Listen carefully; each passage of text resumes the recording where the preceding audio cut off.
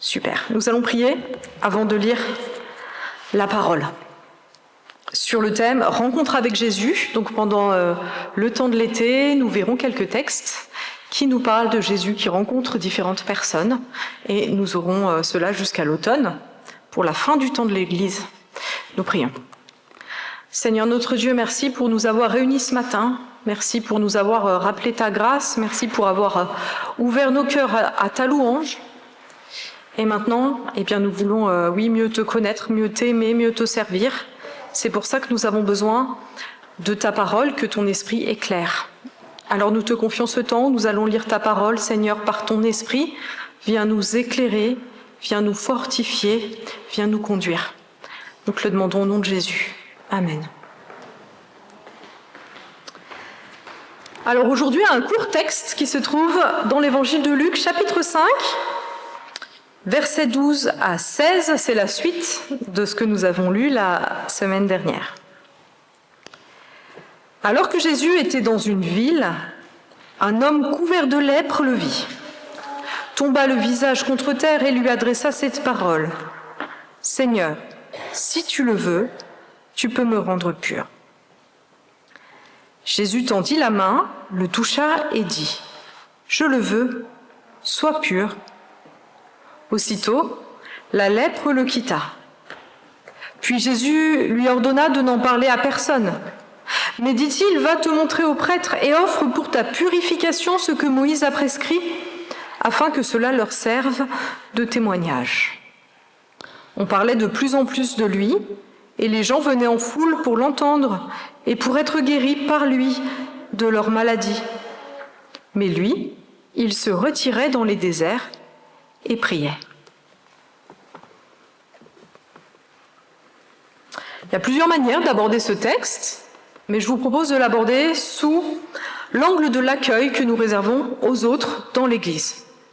Qui accueillons-nous dans l'Église? Qui n'accueillons-nous pas? Alors bien sûr, le discours, on le connaît tous, tout le monde est accueilli dans l'Église. Le dimanche, la porte est ouverte, et à moins qu'on veuille faire du mal ou créer du trouble, on sera accueilli dans l'Église. Et tous les chrétiens disent « nous accueillons tout le monde ». Mais je vous invite ce matin à réfléchir à ce qui parfois fait qu'on n'accueille pas tout le monde exactement pareil. En fait, ce sont nos préjugés. Il faut le dire, même dans l'Église, même si nous savons que nous sommes frères et sœurs en Christ, il y a des personnes que nous accueillons peut-être un peu moins. Des personnes que nous aurions du mal à accueillir chez nous pour les inviter à manger, par exemple. Des personnes, on se dit, je sais pas trop si je peux me confier à elles. Des personnes où on se demande si elles sont vraiment chrétiennes. Cela dépend de nos critères de jugement, en fait. De ce qui, dans notre tête, est un bon chrétien. Cela dépend des personnes, cela dépend des églises. Pour certains, le bon chrétien type sera quelqu'un de bien inséré dans la vie, avec un bon travail. Et puis, alors, quand quelqu'un en difficulté sera là, on ne l'accueillera pas de la même manière. Et puis pour d'autres, ce sera au contraire des personnes qui sont en difficulté. Et si quelqu'un de très riche arrive, on le regardera avec mépris. C'est un exemple. Quels sont nos préjugés ? C'est une question que je vous pose. Est-ce qu'on agit vraiment de la même manière par rapport à tout le monde dans l'Église? Pas vraiment, en fait, je pense. Pas vraiment. Et si nous cherchons bien, nous nous rendons compte que nous avons des préjugés qui font qu'on n'accueille pas tout le monde de la même manière. Et c'est un problème, en fait. C'est un problème pourquoi? Parce que notre intégration à l'Église ne doit pas dépendre des préjugés des humains. Mais qu'est-ce qui nous intègre à l'Église, qui est la communauté de Christ? C'est notre relation à Christ. Malheureusement, nous faisons souvent dépendre de cela de nous-mêmes et de nos jugements. Alors pourquoi ce thème? Comme nous le verrons, nous voyons ici la rencontre de Jésus avec quelqu'un qui est vraiment rejeté de tous, un lépreux. Nous verrons pourquoi. Et nous verrons à travers ce texte que l'accueil que nous réservons aux autres dépend de notre confiance en l'œuvre de Christ. Et puis à travers l'attitude de Jésus, nous chercherons des moyens peut-être de progresser dans notre manière d'accueillir les autres, de voir peut-être ce qui nous empêche d'accueillir de tout notre cœur nos frères et sœurs, et de progresser en regardant à lui. Alors tout d'abord, ce qui nous permet d'accueillir les autres, c'est une confiance qui est ancrée dans l'œuvre de Christ lui-même. Notre homme est lépreux. Et on nous dit en plus, il n'y a que Luc qui dit ça, les autres évangiles disent il était lépreux, on nous dit qu'il est couvert de lèpre, tout le monde voit qu'il est lépreux. Dégoûtant. C'est sûr que juste comme ça, personne ne veut l'approcher.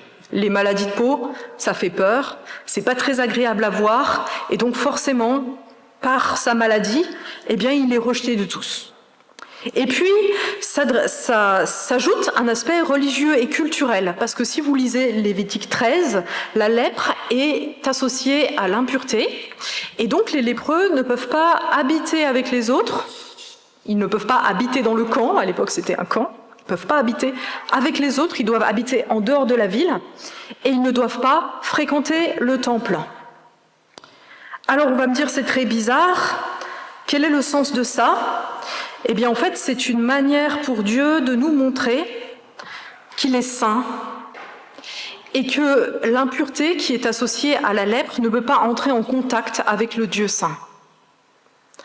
C'est pour cela qu'il y a ces règles dans l'Ancien Testament. En réalité, ça ne veut pas dire qu'il n'y a que les lépreux qui sont impurs. En fait, ça nous montre qu'on est tous impurs et que si on a le droit d'adorer Dieu, c'est une grâce qui nous est faite. C'est une grâce qui est faite au peuple d'Israël. Mais cela montre que Dieu est saint et que nous sommes impurs à cause du péché, en fait. La lèpre est associée à la mort, toutes des choses qui ne vont pas avec Dieu, que Dieu n'a pas voulu, mais qui sont liées à notre péché.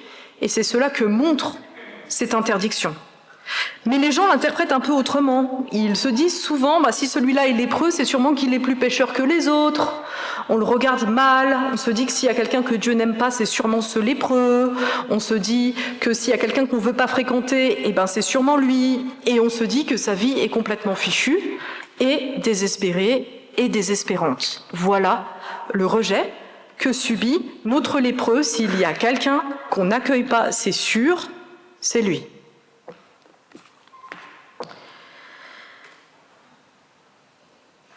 Mais c'est sans compter que la Bible raconte que Dieu peut les guérir de la lèpre, que Dieu peut faire grâce. Et le Lévitique 13, qui dit tous ces interdits pour les lépreux, dit aussi que les lépreux peuvent être guéris, et que s'ils sont guéris, toutes ces choses qui leur sont interdites ne leur sont plus interdites. Et dans la Bible, on voit Dieu guérir de la lèpre. On le voit guérir Naaman, on le voit guérir Myriam, Dieu peut guérir de la lèpre. Alors notre lépreux croit en cela, c'est pour ça qu'il s'avance vers Jésus, alors que tout le monde lui dit que c'est foutu pour lui et que finalement, Dieu ne l'aime pas.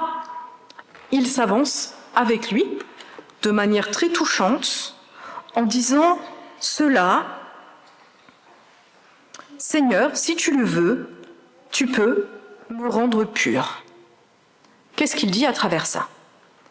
Il dit sa foi, sa confiance en Dieu qui est à travers Jésus.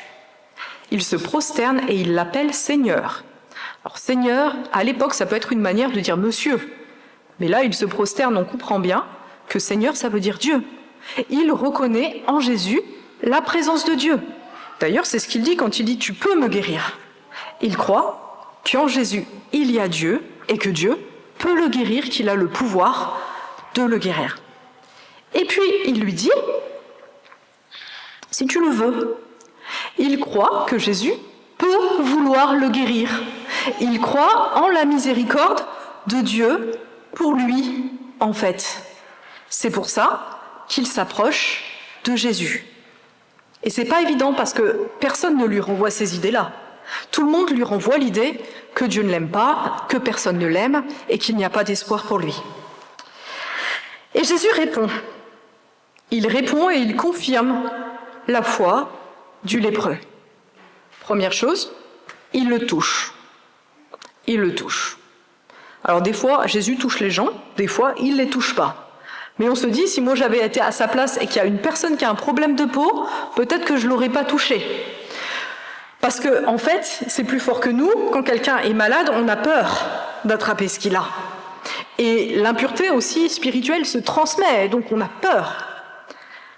Et je ne sais pas si vous vous souvenez, pendant le Covid, je me souviens d'histoires comme ça. Il y avait des gens qui étaient soignants et qui recevaient des menaces de leurs voisins, qui leur disait qu'ils devaient déménager parce qu'ils risquaient d'amener le Covid dans l'immeuble. Donc comme eux, ils devaient aller à l'hôpital et qu'ils risquaient d'attraper le Covid, on leur disait, on ne veut pas te croiser dans les escaliers ou que tu mettes le Covid dans les boîtes aux lettres, donc s'il te plaît, déménage. C'est normal, enfin c'est humain, nous avons peur. Mais Jésus le touche, il n'a pas peur. Pourquoi? Parce qu'il est Dieu, en fait. Tout ça, eh bien en fait, ça ne peut pas le toucher. Ça ne peut pas le toucher, il n'a pas peur de la lèpre, et même il a la puissance sur cette lèpre, ce qu'il montre en guérissant notre lépreux. Jésus est Dieu. Et puis, il lui dit, « Je le veux, sois guéri de ta lèpre ». Il confirme la miséricorde de Dieu à son égard. Il confirme qu'il est venu pour aider les gens, pour les délivrer, pour venir briser ce pouvoir de la maladie et de la mort et du péché, en fait. Parce que qu'est-ce qui est à la base des maladies et de l'impureté et de la mort? Eh bien, en fait, c'est le péché. Ça ne veut pas dire qu'on est malade ou impur parce qu'on a péché. Ça veut dire que le péché est rentré dans le monde à cause de ça, que maintenant il y a ça dans le monde, Dieu ne le voulait pas, mais l'humain l'a fait rentrer. Et maintenant, nous sommes dans cette situation-là dont Jésus vient nous guérir. En fait, en purifiant ce lépreux, il annonce qu'il va accomplir à la croix la guérison du péché. Il annonce la miséricorde de Dieu. Et c'est ça que ça nous montre. Naturellement, nous ne pouvons pas entrer dans la présence de Dieu, mais Jésus a ôté le péché, il veut nous guérir et nous faire rentrer dans cette présence qui nous réconcilie avec Dieu et qui nous réconcilie avec les autres. C'est le travail de Christ, ce travail-là, qui fonde l'Église, parce qu'il nous appelle 1-1-1. Alors, reprenons la question de nos préjugés. Croyons-nous cela? Croyons-nous que Dieu peut faire son œuvre de réconciliation dans la vie de n'importe qui? Ou croyons-nous qu'il y a des choses contre lesquelles Jésus n'est pas assez fort, ou que Jésus aime tellement pas qu'il ne veut même pas s'en occuper? C'est ça la question, en fait. Si on croit vraiment que Dieu, en Christ, veut et peut relever l'homme pécheur dont nous sommes tous, eh bien, nous ne regarderons pas à nos préjugés, mais nous essaierons de regarder à son œuvre dans les autres, à ce qu'il accomplit dans les autres, à ce qu'il veut peut-être accomplir en les autres, et en ce qu'il accomplira. Et puis ça change aussi notre regard sur nous-mêmes, parce que si nous croyons cela, nous arrêterons d'essayer de paraître ce chrétien idéal pour accepter d'être nous aussi pécheurs, nous aussi impurs, nous aussi potentiellement malades, pour venir à Dieu tel qu'il est, afin qu'il nous transforme et qu'il nous guérisse. Et nous serons sur un pied d'égalité avec tous les autres qui sont dans l'Église. Regardons non pas à notre image du chrétien idéal, mais à l'œuvre de Dieu dans les gens. Croyons en cette œuvre de Jésus. Il y a une phrase qui résume ça, qui dit « L'Église, c'est pas un paradis pour les saints, mais c'est un hôpital pour les pécheurs. » Voilà ce à quoi nous encourage Jésus aujourd'hui, et il nous encourage peut-être à lui demander cette confiance, de lui dire pour nous, comme pour les autres, « Si tu le veux, Seigneur, tu peux me guérir. »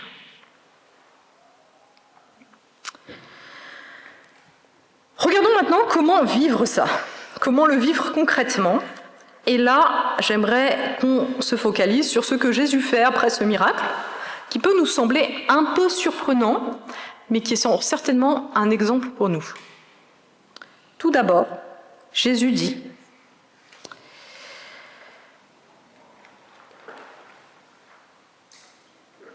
on nous dit qu'il ordonna de n'en parler à personne. Il dit, j'ai fait un miracle, mais n'en parler à personne. Alors, est-ce que ça nous paraît logique? Honnêtement, dans une église, là, si on voyait un super miracle, je pense qu'il y aurait quelqu'un qui filme et puis qui fait un peu de la pub, qui dit « Venez à notre église », voilà. Et on s'imagine que Jésus voudrait qu'on le dise pour amener tout plein de gens à lui, parce que c'est une super pub quand même que des lépreux soient guéris. Il risquerait de toucher tous les lépreux du monde grâce à ça, et ça ferait une super pub, franchement. Mais il ne le veut pas. Il ne le veut pas. Pourquoi ? Il ne le veut pas parce que le but, c'est pas d'attirer l'attention sur lui, c'est pas de se montrer lui, de se mettre en avant lui, mais son but, c'est de faire l'œuvre de Dieu. Et parfois, comme Église, on peut aussi être piégé. Parfois, comme Église, on peut vouloir attirer l'attention sur nous, on peut vouloir recruter des gens, en fait. On peut vouloir que les gens viennent à notre Église parce qu'ils trouvent que c'est une Église cool. Et alors là, on va peut-être faire une petite sélection. On le sait, dans le commerce autour de nous, dans la société, pour attirer des gens, il faut avoir l'air comme les gens ont envie qu'on ait l'air. Je m'explique où je veux en venir. Quand j'étais à Lille, parfois il y a des gens qui me disaient « Ah, on ne veut plus venir à ton église parce que c'est que des vieux ». Oui, alors là, tu te dis, qu'est-ce que je fais ? Est-ce que du coup, j'accueille plus les vieux et puis j'essaie d'avoir des jeunes ? Puis en plus, quand j'aurai des jeunes, il y aura d'autres jeunes. Du coup, on sera une église cool et tout ça.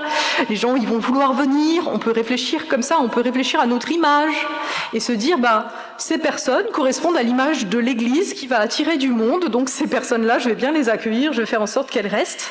Et puis les autres, finalement, elles ne m'intéressent pas. Ça vous paraît peut-être dur ce que je dis, mais en réalité, parfois, les choses sont ainsi.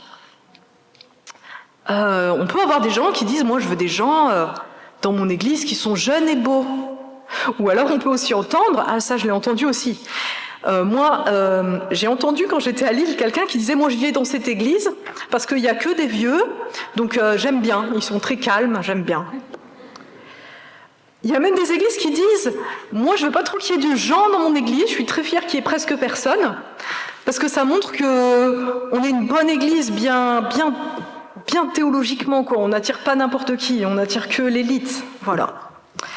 Alors réfléchissons à ça. Qu'est-ce qui compte ? Est-ce que notre manière de construire l'église ? Est-ce que c'est notre marketing ou si c'est l'œuvre de Dieu ? Et si c'est l'œuvre de Dieu, on a confiance qu'il va amener des gens très différents et que ces gens très différents pourront vivre ensemble, pourront faire l'œuvre de Dieu ensemble et que ce sera un magnifique témoignage, justement. Parce que humainement, ce genre de communauté avec des gens si différents, ça fonctionne pas. C'est pour ça qu'on est obligé de faire du marketing. Mais si c'est Dieu qui appelle et qui amène les gens avec leurs différents dons dans l'Église, ça fonctionne. Et c'est un vrai témoignage pour le monde. Ensuite, autre chose bizarre, Jésus dit d'aller se montrer aux prêtres, parce que la loi le prescrit. Alors ok, la loi prescrit ça, mais franchement, Jésus est Dieu, on l'a compris, pourquoi il aurait besoin de dire aux gens d'aller se montrer aux prêtres ? Et puis, on voit qu'ensuite, Jésus va mourir, ressusciter, il y aura la Pentecôte, et puis toutes ces règles de l'Ancien Testament ne vont plus être en vigueur. Alors pourquoi est-ce qu'il demande d'aller se montrer à un prêtre ? C'est très bizarre. En fait, là, Jésus a à cœur d'obéir. Il témoigne de son obéissance. Et c'est aussi cela qui nous est demandé, je crois. Nous ne devons pas sauver les gens. Nous ne devons pas choisir qui va être sauvé, qui a sa place dans l'Église, qui doit faire ça. C'est pas nous qui faisons ça. Nous devons juste obéir au Seigneur qui nous dit de dire sa parole et qui nous dit d'aimer nos frères et sœurs. Après, le jugement, il ne nous appartient pas vraiment. Je vous donne 2 exemples. Je me souviens, à un moment, on invitait les gens au Café Croissant, puisque l'idée c'est d'inviter les gens. Donc on allait dans la rue, par 3 à l'époque, et puis on invitait les gens, et je me souviens, les 2 dames qui étaient avec moi avaient une discussion. La discussion c'était, est-ce qu'on donne des flyers quand il y a des dames qui sont voilées et qui ont donc l'air musulmanes ?